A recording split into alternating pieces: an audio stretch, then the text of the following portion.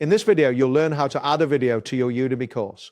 By following these steps, you will be able to upload a new video lecture and make it available for your students. Begin by logging in your Udemy instructor account. Once you are logged in, navigate to the instructor dashboard. This is where you manage all your courses. From the dashboard, look for the course to which you want to add a new video lecture and select it. After the course opens, locate the curriculum section.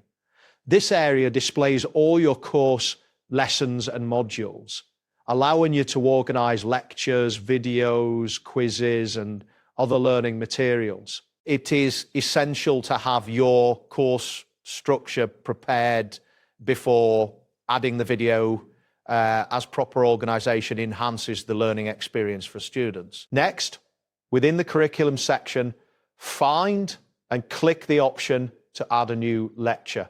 You will then be presented with different types of content you can add. Choose the video lecture type from the available options. After making this selection, you will be prompted to upload your video file from your computer.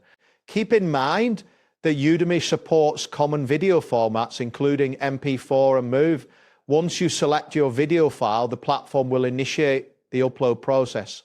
Depending on the size of your video file and your internet speed, this may take several minutes.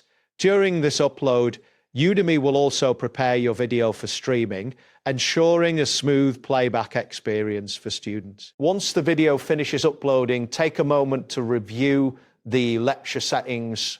Here, you can add additional information such as a lecture title, a description, subtitles, or even downloadable resources that might be helpful for your students. It is important to ensure that all the details are correct before proceeding.